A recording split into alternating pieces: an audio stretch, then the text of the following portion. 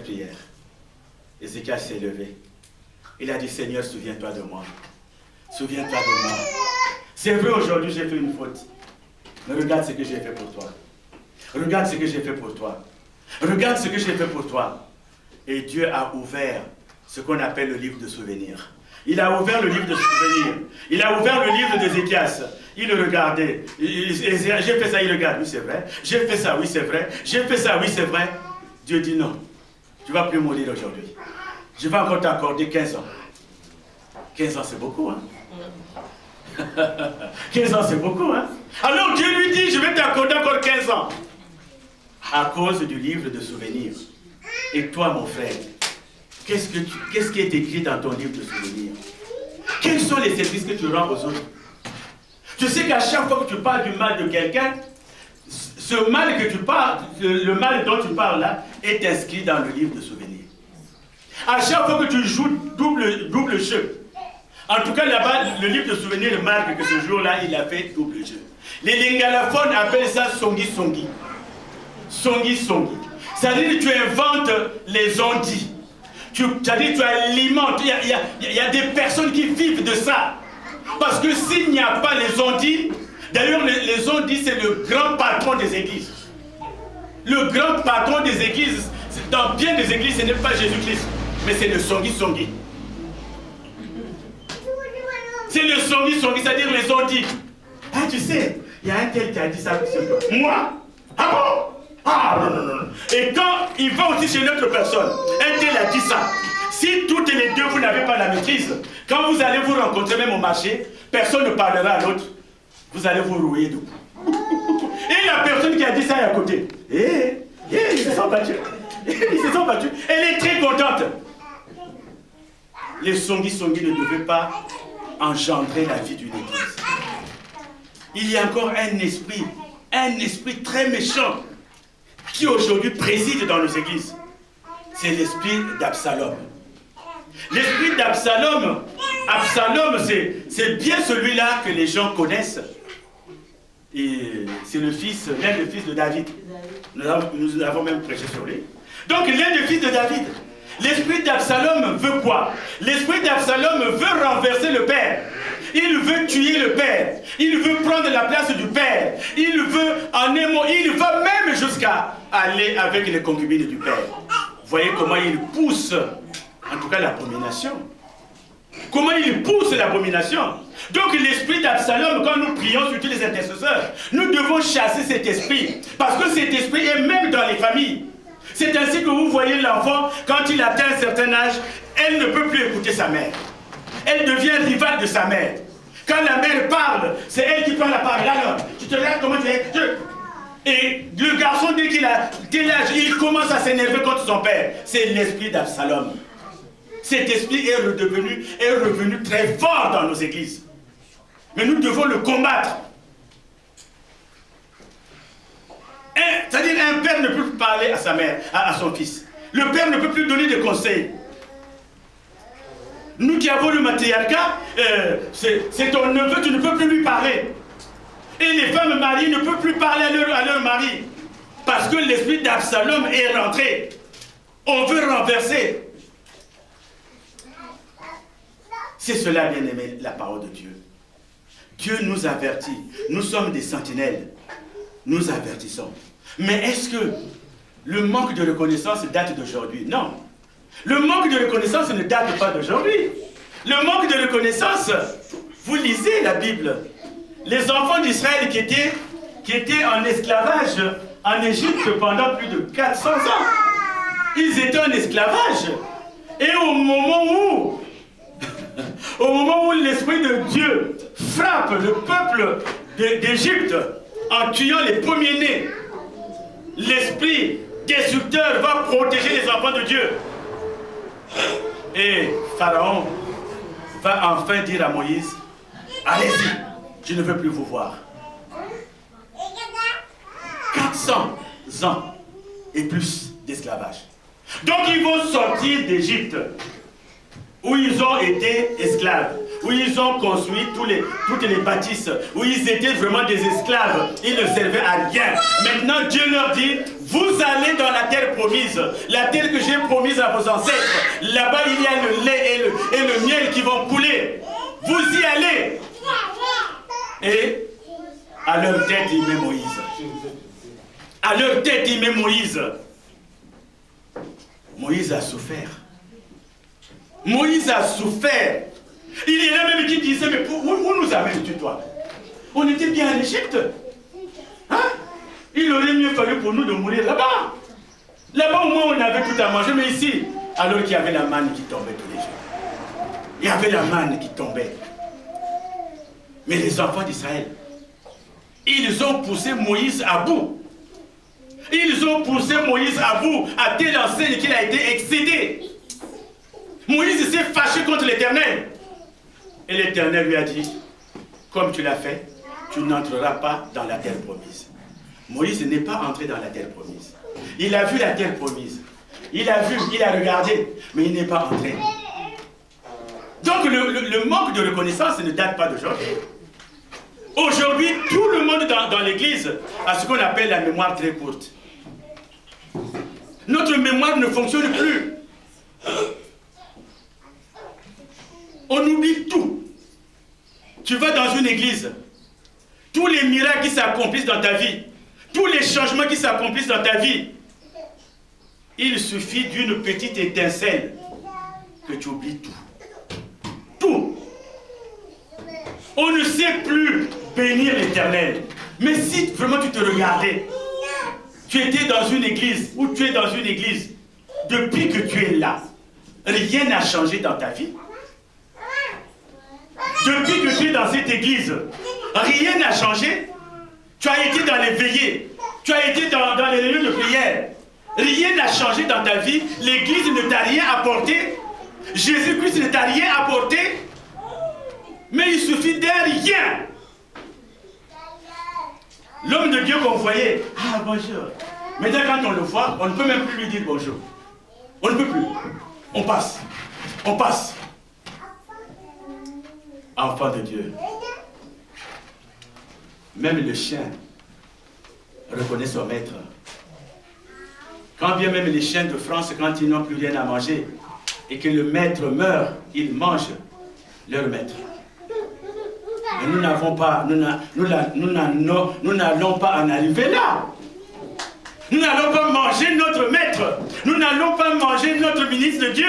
Nous n'allons pas manger notre évangéliste. Nous n'allons pas manger notre pasteur. Nous n'allons pas manger notre apôtre. Parce qu'il a fait une faute. On devait plutôt intercéder pour eux. On devait intercéder pour eux. Surtout le rôle de berger.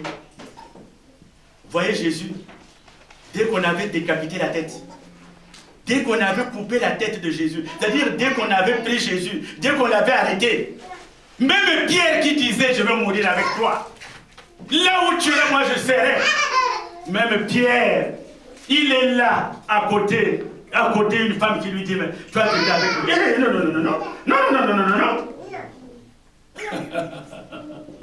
Et la Bible dit que le coq a chanté. Bien-aimés, ce que je voudrais nous dire, regardons toujours notre cursus. C'est comme un enfant aujourd'hui qui grandit, qui a tout. Vous savez, dans ce pays, on a tout.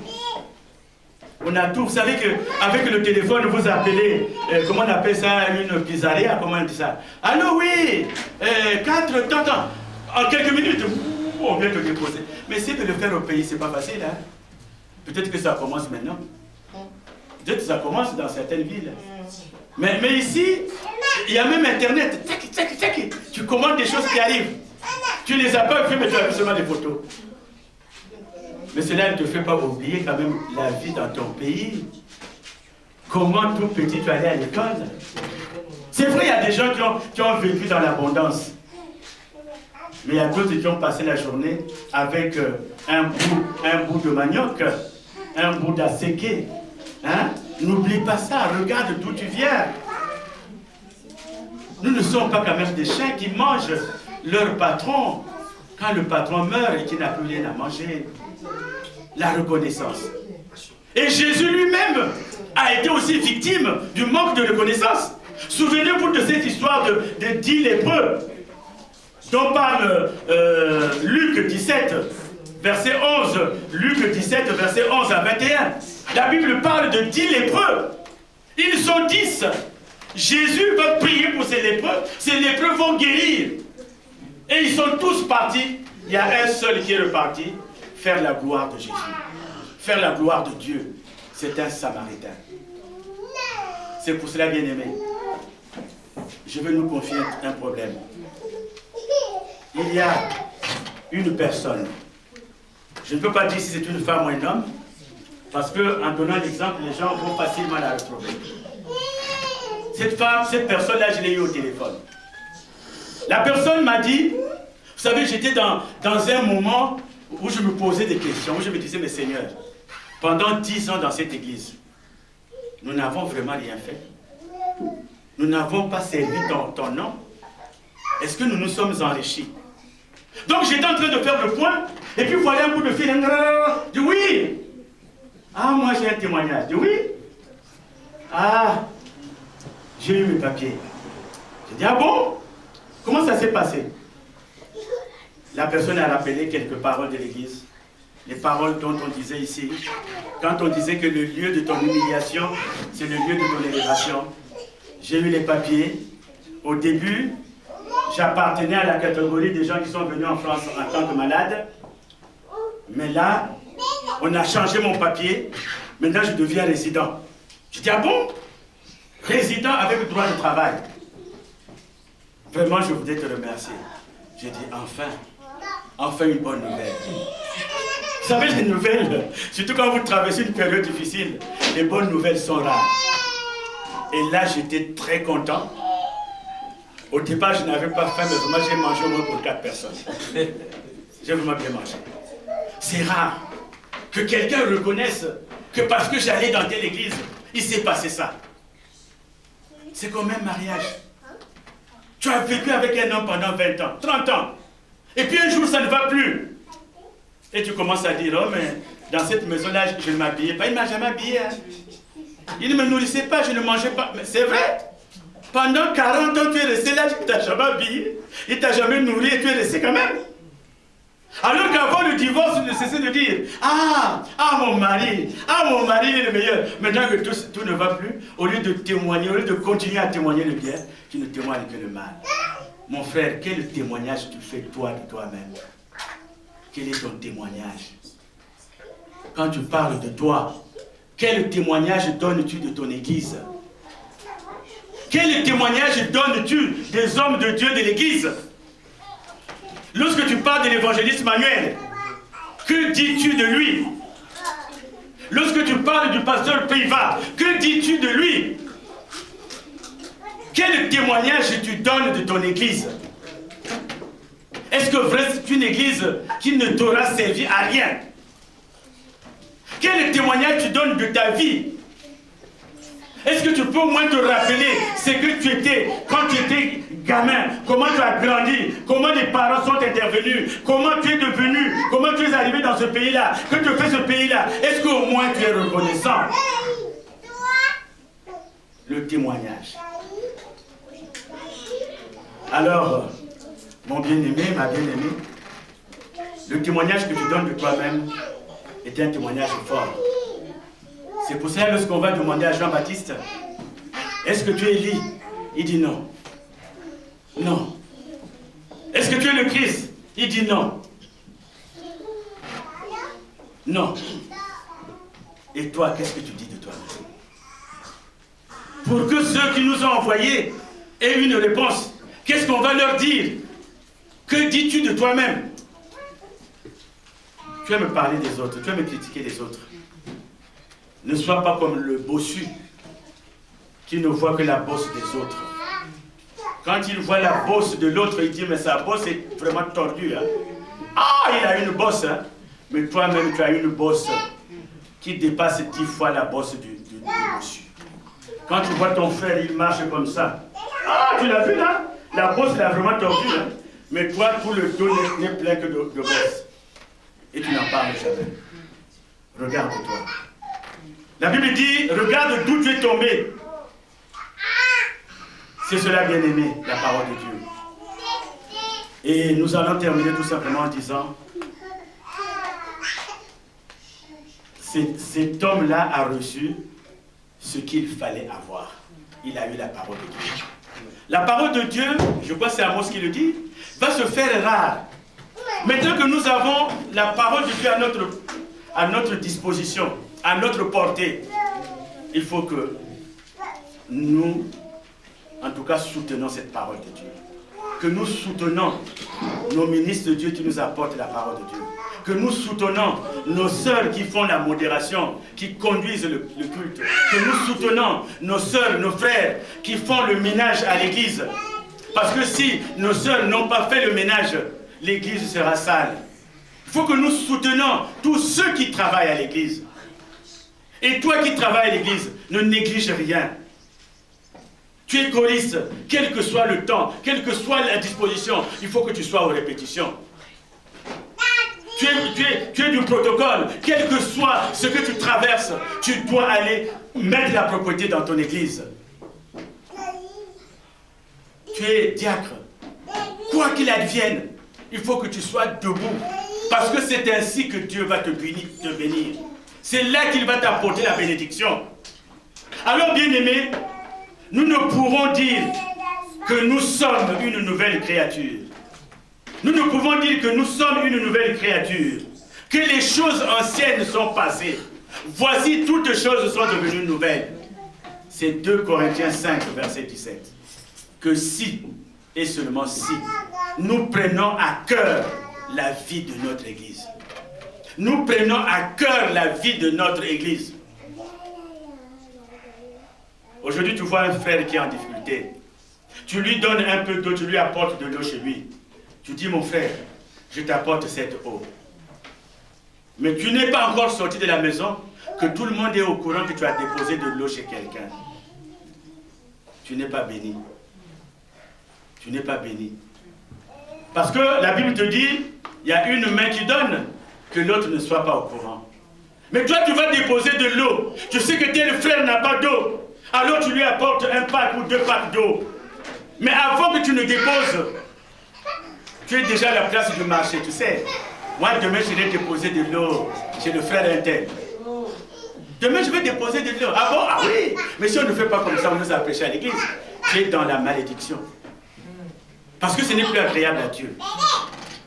Alors, bien-aimé, si tu t'aimes toi-même, parce que Dieu t'a donné un esprit qui crie Abba Père. Abba, c'est le respect du fils vers son père. Abba, c'est le respect du fils vers son père. C'est pour cela qu'il dit Abba Père. Il a du respect. Il a de la soumission à son père. Comme nous sommes soumis à Jésus-Christ. Alors mon frère, si tu aimes ton église, si tu aimes la source d'eau vive, comment peux-tu expliquer que depuis 2 semaines, il y a un culte ici qui a lieu le mercredi? Un culte qui se passe ici le mercredi à partir de 18h30. Tu n'es jamais venu au culte. Alors que si on a placé ce culte-là, c'est pour que les enfants viennent. Quand tu viens, tu laisses les enfants. Comment peux-tu expliquer cela? Tous les dimanches, on donne des communiqués. Mercredi, il y a culte. Toi, tu n'es jamais venu. Les enfants, tu n'es jamais venu. Mais les gens te voient partout, tu te promènes. Tu te promènes. Jamais tu n'es venu au culte de mercredi. Si tu dis que tu aimes ton église, il y a l'intercession qui a lieu le jeudi. Le groupe d'intercesseurs avait beaucoup, et elles étaient au moins, je ne sais pas, 5 ou 6. Maintenant, il n'y a que 2 personnes dans le groupe d'intercesseurs. 2 personnes qui prient pour l'église. 2 personnes qui portent le poids de l'église. Et toi, le jeudi, tu ne fais rien. Pourquoi tu ne t'ajoutes pas à l'intercession si tu aimes ton église? Si tu aimes ton église, on a fait une séance de prière ici.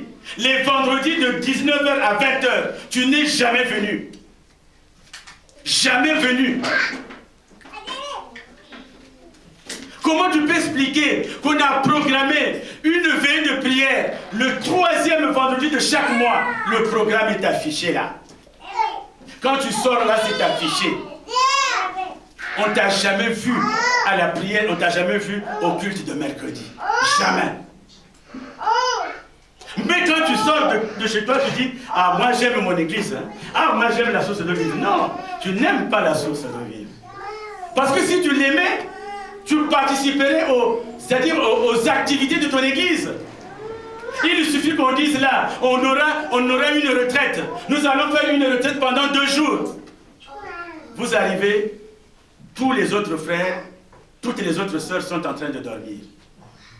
On va dire, bon, ce week-end-là, on va faire un séminaire.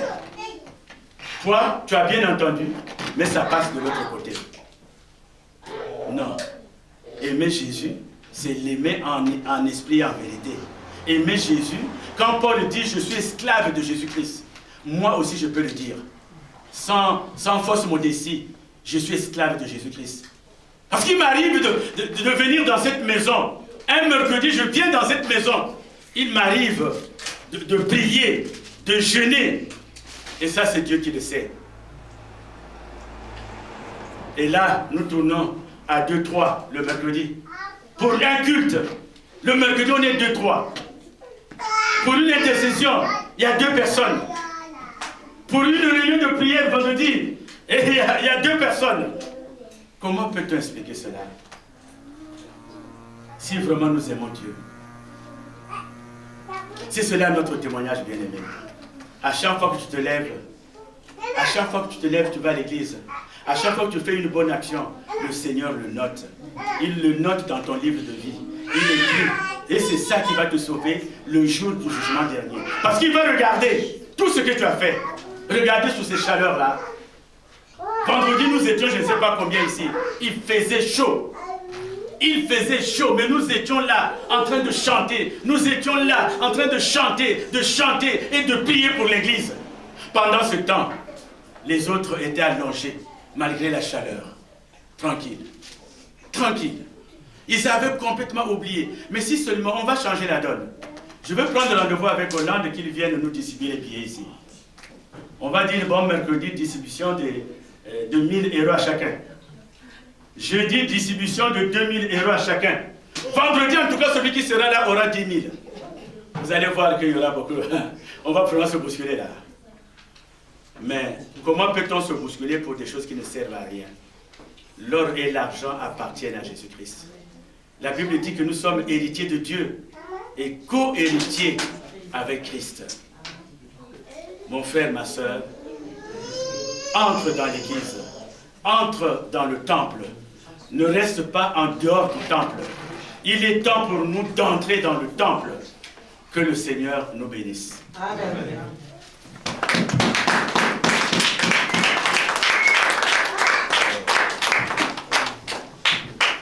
Amen.